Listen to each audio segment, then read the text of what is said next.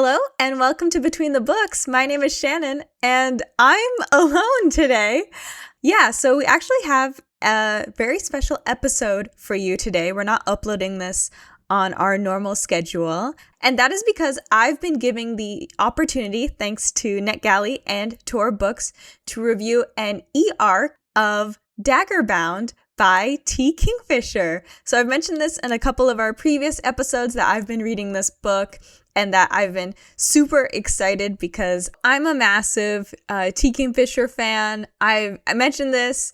Actually, I haven't mentioned yet because I mentioned it on an episode that hasn't come out yet. But I've actually challenged myself to read all Kingfisher books. I'm doing Kingfisher specifically because I don't know if I'll get around to reading Ursula Vernon's middle grade books. So just doing Kingfisher for now. And I'm actually only after this book, I'm 13 books away, and I say only 13.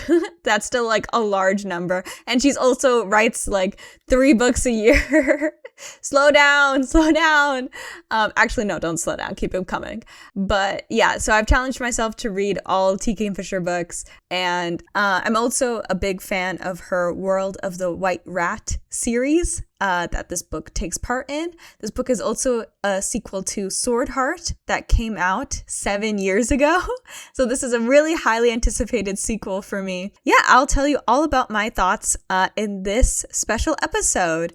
But first, I'm going to tell you what the book is about. Learned Edmund is an introverted scholar tasked with transporting a magical relic, an ancient sword, to another temple. What starts as a mundane task turns extraordinary when Edmund is set upon by bandits and unsheaths the weapon, causing a dagger-wielding, handsome man to appear. Now this man, the dervish, is cursed to protect the wielder of the sword, and despite Edmund's meek appearance, the two of them seem to have a knack of getting into danger as they traverse the lands together. So yeah, if you're at all up to date with Kingfisher's World of the White Rat series, this is a series that encompasses 3 different series.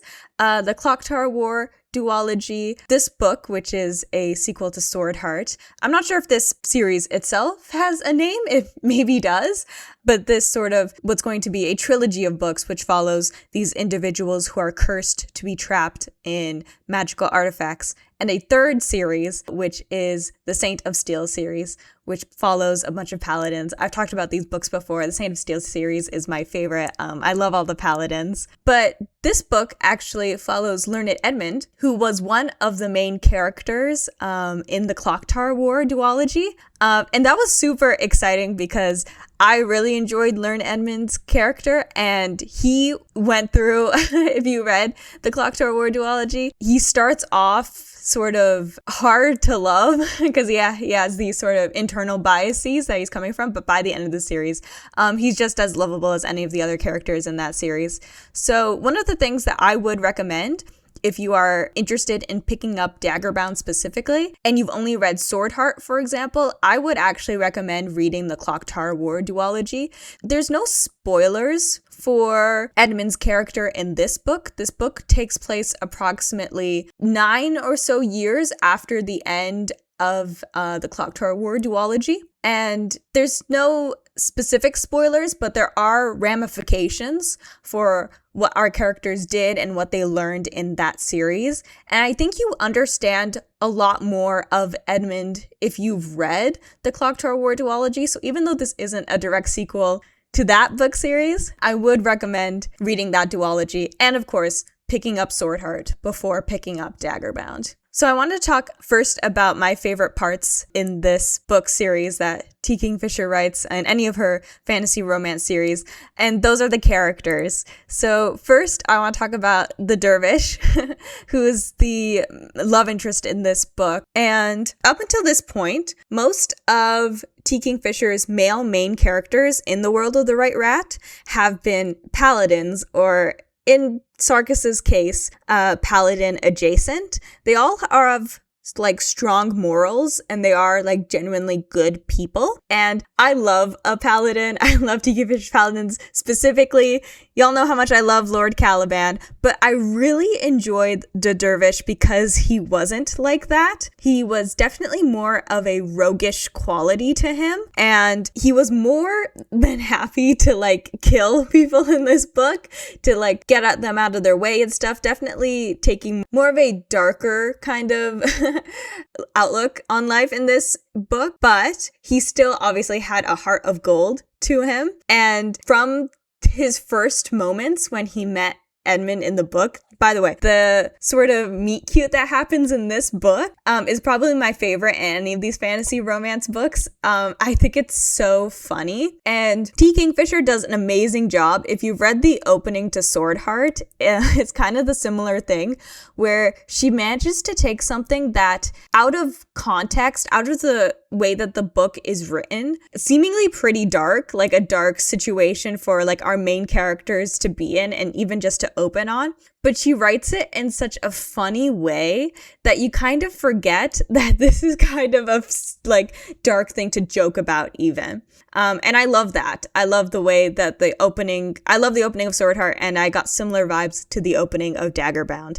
And just to circle it back, yeah, just the meet cute that happens in this book is one of my favorites.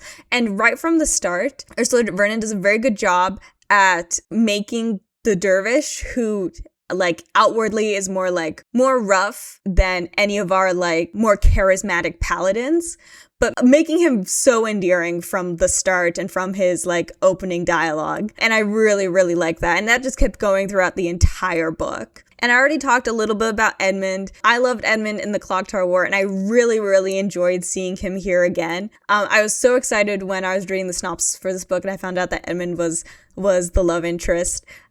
This really makes the world feel so lived in. I'm not going to mention spoilers in this review, but there are a lot of cameos from like minor characters to like pretty major characters in this book. I love how like lived in this world feels. So just pulling Edmund from Clock Tower War just felt like the perfect fit in this book. And the other thing that's, I would say, even a staple of these books at this point are our side characters. So one of them, again, T. Kingfisher has the ability to she's so creative in how she comes up with her characters and her character designs. So we have a new Noel side character in this book, Violet. She's really fun. I love all the Noel characters in this book, and she is no exception. But my favorite side character in this book has to be a large pill bug that they encounter shortly into this book, who they befriend. And I was when this character was first described, I was like, oh my god, are we gonna is this like a monster that they're going to fight? But no, they befriend this pill bug they make friends with and accompanies them on their adventure, and is just so funny. And again, is another great way to make this world feel lived in by introducing this other species. And Edmund, for one thing, is very scared about, like, he has never met this kind of person before, so doesn't want to, like, commit any faux pas and wants to try to, like, broker a friendship with them. And that's just all so endearing to read from. And again, just makes this book so fun. And that's I feel like I'm using this word a lot, but truly it is. It is just fun. All these books read like a sort of D&D adventure, and this one a lot reads like a D&D adventure.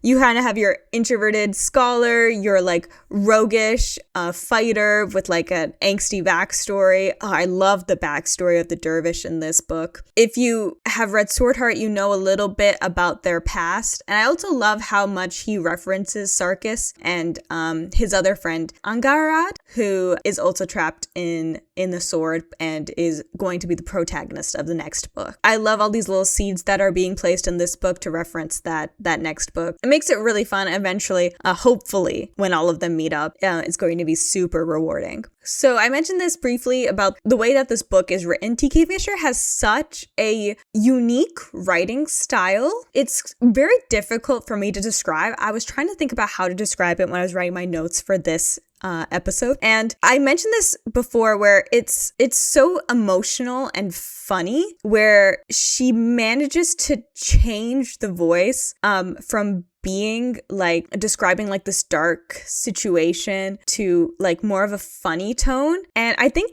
that's just what it is that she can write jokes and the jokes are funny.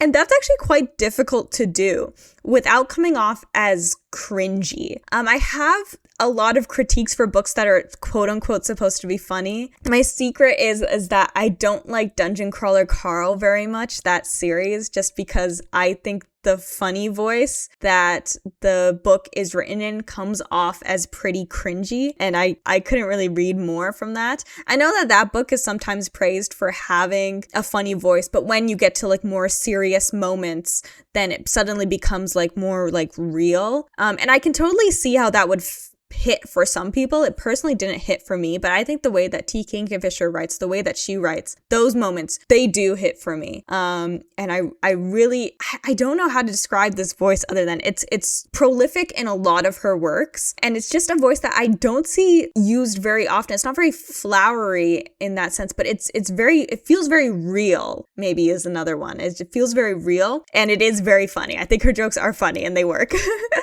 So maybe that's it. That's it, is how I would describe it. I really enjoy her writing. Finally, I want to move on to just talking about the general plot of this book. When I read World of the White Rat books, I kind of in my head categorize them in like two different categories. So we kind of have travel books and we kind of have mystery books, which is also when I plan a D&D session is like sort of similar vibes. It's like, are we in a town solving a mystery, or are we traveling between towns? And I need to set up encounters based off of that. So I would describe books like Paladin's Grace and Paladin's Hope as mystery books. Like, for example, like Paladin's Grace were mostly in the one city in Arkenhold, and in Paladin's Hope were like in like a dungeon itself. Those are sort of, there's the mystery going on about what's happening, and we need to solve the mystery. And I would call books like Swordheart or Paladin's Strength, if you've read that, as travel books. Like, we are getting from point A to point B, and maybe when we get to point B, there's like a short mystery that we have to solve, but most of our book is going to be spent traveling from point A to point B. And some, like I would say Paladin's Faith, is a mix of both of those. And I would classify this book as mainly a travel book. And my secret is that I kind of like the travel books a little bit less. I find them a little slow usually in the World of the White Rat series. And even though I do love Swordheart, I think if I had to pick my least favorite of the fantasy romance books that T. Kingfisher has written, Swordheart would probably be my least favorite. However, this book changed the formula for me. It is a travel book, like I said. They're mostly traveling, spending the book traveling to Archon's Glory, but I really enjoyed the journey that our characters went on and all the obstacles that they went through. At no point was I like, feeling, a little bit slowed down. I think it's just because I just enjoyed the obstacles that they went through and the sort of like moral quandaries that it raised for our characters. And when they get to Archon's Glory, the last 100 pages is my favorite part of the book. It is sort of when they stop traveling, but I did really enjoy the pace throughout the entirety of the book. It does pick up, I would say, at the end, because that's when we reach the climax of the book. But I enjoyed the pace throughout, and I did end up liking this book because of this more than Swordheart. I found Swordheart dragging a little bit as we were traveling with our characters. I loved all the characters, but I did find it dragging a little bit in the middle, but I never felt that kind of fatigue when I was reading Daggerbound. So those are my general thoughts about Daggerbound. Daggerbound releases on August 25th, 2026. I am already excited to reread this book. if you loved Swordheart, if you loved the fantasy romance books that Kingfisher writes, this is no exception. You will love this book as well. Pick it up when it comes out, and I'm really looking forward to reading Shieldborn whenever it comes out. I wanted to end this episode with some spoilers about some of my thoughts about Daggerbound, so when it comes out on August 25th, definitely pick it up. But for now, I'm going to jump into spoilers, so if you haven't read the book, please leave now. So like I said, the last 100 pages is my favorite part of the book. I loved any time the dervish thought about Sarkis in this book. I love how much the dervish hated Sarkis. It was so funny, especially because you spend Swordheart, with Sarkis the whole time. I love Sarkis. But the dervish, you really feel his hatred towards Sarkis, and why the dervish doesn't like Sarkis, because he blames Sarkis for getting him trapped in the relics. And I didn't know if Sarkis was going to appear in this book. We know at the end of Swordheart that they get tipped off that one of the swords is being transported. And then I really love when they get to Archon's Glory. First off, guys, I love Archon's Glory. It's really funny because my reading order for this series went Saint of Steel series, Swordheart, Clock Tower War duology. So we only really spend time in Archon's Glory in the Saint of Steel series. They briefly get there in Swordheart and then they leave. But every time we go to Archon's Glory, I'm like, this is my home, this is where I want to be. It truly does feel so, it sounds so weird to say nostalgic, but I love anytime Archon's Glory shows up in any of these books, and this was no exception. I love seeing this particular White Rat Temple with Bishop Beartongue and Zale. It was really fun seeing those characters again. Bishop Beartongue specifically is a standout character for me. She's one of my favorite side characters, and I love anytime we get to see her. I love when she interacts with the paladins.